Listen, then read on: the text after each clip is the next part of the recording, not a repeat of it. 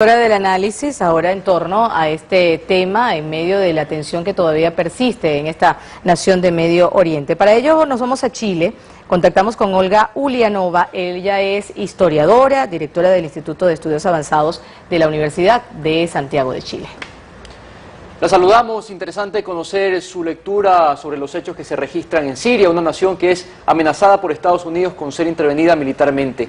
Es Estados Unidos que precisamente recuerda hoy 12 años de los atentados del 11 de septiembre y que paradójicamente ha reconocido que apoya a los rebeldes de Siria identificados con Al-Qaeda. Entonces le pregunto, ¿cómo entender esto? Bueno, yo creo que es una de las paradojas del mundo internacional actual. Y yo creo que hay que recordar también que hace muchos años atrás las primeras organizaciones que después terminaron organizándose en Al-Qaeda y su propio líder, Osama Bin Laden, habían sido apoyados por los Estados Unidos durante la guerra en Afganistán. Entonces, en aquel entonces, Estados Unidos apoya al islamismo radical precisamente porque ve en este islamismo radical un aliado contra el comunismo, dentro de la lógica de la Guerra Fría. Pasa una década, este mismo islamismo radical vuelve sus armas en contra de los Estados Unidos.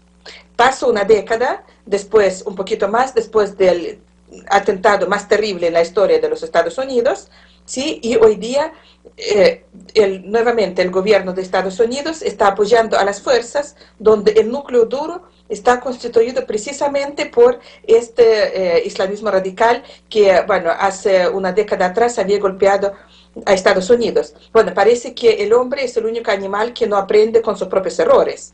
Sí, hay que buscar también ciertas lógicas, sobreposición de las lógicas todavía que vienen de la Guerra Fría, el rechazo o cierta incapacidad de distintas administraciones de Estados Unidos de aceptar proyectos independientes en los países periféricos, en los países del tercer mundo, sí, que una y otra vez los hace buscar alianza con, digamos, las fuerzas que en estos países se oponen a los proyectos del desarrollo independiente, precisamente estas fuerzas islamistas, y efectivamente, bueno, la situación que estamos enfrentando hoy día en Siria es una situación paradojal desde este punto de vista.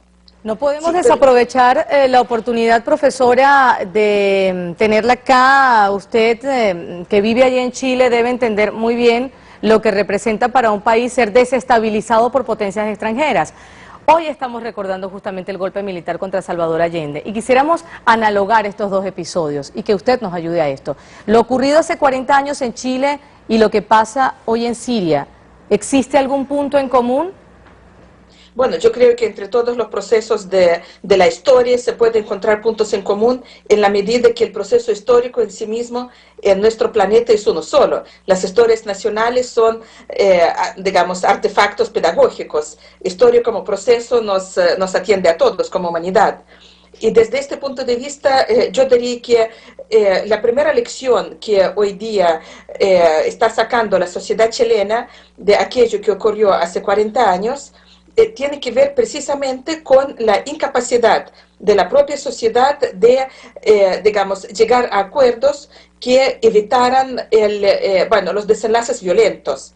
Es decir, hoy día cada vez más en Chile se está pensando en que entre aquellas fuerzas que, bueno, digamos, después se van a unir en la oposición a Pinochet y después van a, digamos, volver para construir la democracia en Chile después del 90, entre estas fuerzas también en los años 60, 70, tal vez las diferencias no eran tan profundas. Sin embargo, no lograron llegar al acuerdo y, bueno, la imposibilidad de crear mayorías a favor de los cambios desencadenó el golpe o permitió que el golpe, digamos, la opción golpista triunfara. Entonces, yo creo que la primera lección para la sociedad siria es, bueno, que necesita como sociedad elaborar mecanismos que permitan superar esta tremenda división en la sociedad siria que llevó a esta tremenda guerra civil que ya dura 2 años. Es decir, hoy día la situación en Siria, desde el punto de vista político-militar, es una situación prácticamente de empate, es decir, hay una guerra donde han muerto muchísimas personas, pero los que pueden solucionar este problema son solamente los sirios mismos, es decir, que deben encontrar estos mecanismos para, digamos, para superar, esta violencia aguda que Siria vive. Ahora, otro tema que, bueno, está presente tanto en el caso chileno hace 40 años, como en la situación en el Medio Oriente actual, en Siria en particular, ¿sí? Es el papel de los actores externos.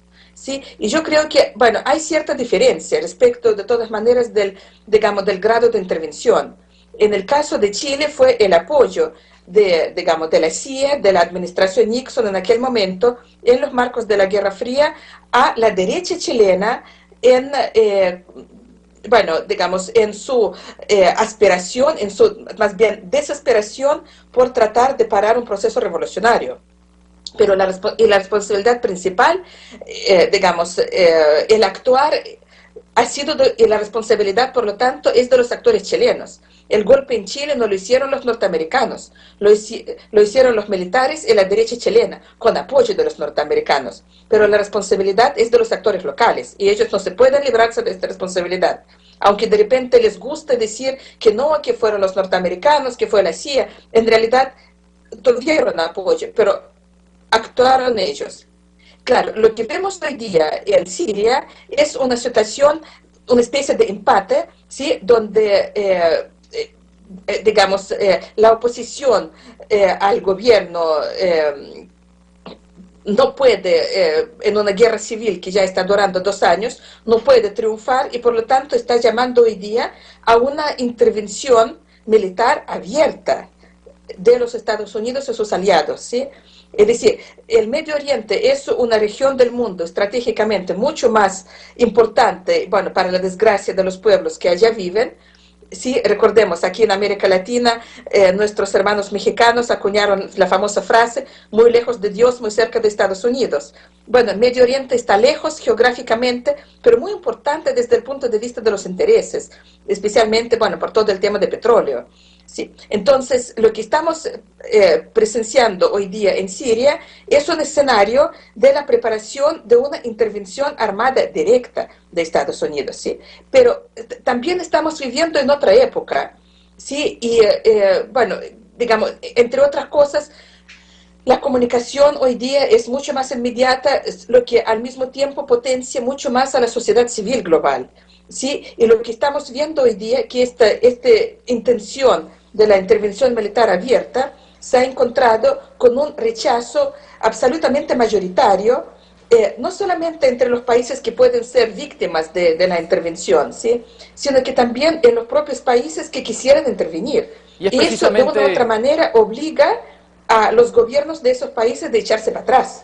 Y es precisamente, entonces, justamente, partiendo de lo que usted ha dicho, este afán intervencionista que se ha repetido a lo largo de la historia en diferentes episodios, en diferentes gobiernos, en diferentes continentes, se sigue palpando en la actualidad. La diferencia es que los países empiezan a reaccionar. Vemos una comunidad internacional fortalecida que se expresa abiertamente en contra de estos afanes.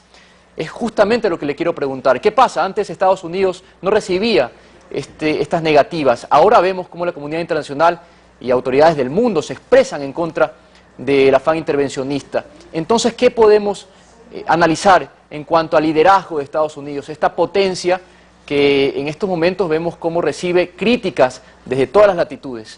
¿Cómo queda el liderazgo de Estados Unidos ante el conflicto en Siria?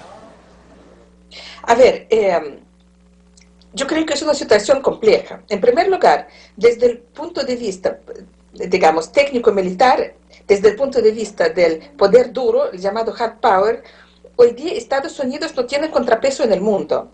Es decir, incluso si las Fuerzas Armadas de todos los países del mundo, el resto del mundo, se unieran, no pueden contrapesar el poderío de Estados Unidos.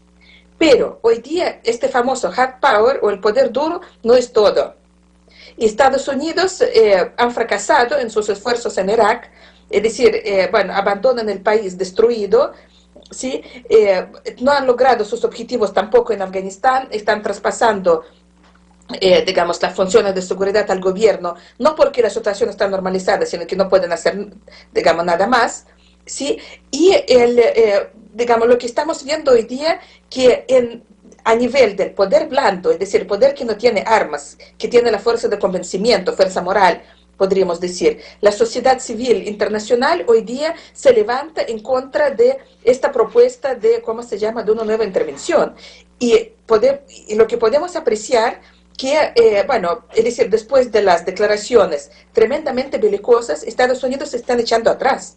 Es decir, el mismo hecho que Obama está recurriendo al Congreso, es decir, a mí me da la impresión que en definitiva, es decir, a mí me da la impresión que él, en su fuero personal, tal vez no quisiera llevar a cabo esta intervención, pero no sé por qué, digamos, problemas de poder interno, digamos, qué disputa de poderes fácticos estaba llevando a este, digamos, estaba llevado a este nivel. Entonces está buscando en la respuesta del Congreso la posibilidad de no hacerlo. Y lo más probable es que el Congreso lo va a rechazar.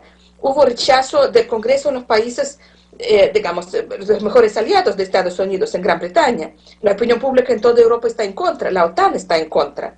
Entonces, y eso obliga a los Estados Unidos también a aceptar las propuestas, digamos, de una búsqueda de solución diplomática. Y estas propuestas han ido surgiendo. Entonces, tal vez en otro contexto Estados Unidos no lo iban a escuchar, pero hoy día están escuchando la propuesta que surgió del gobierno ruso y que fue apoyada por el gobierno sirio de, bueno, solucionar este problema a través de canales diplomáticos, de, ¿cómo se llama?, de poner las armas químicas bajo el control internacional. Le agradecemos en todo caso a la historiadora Olga Ulianova por sus análisis con respecto a este tema. Seguimos con esto, Mara. Nos vamos directamente.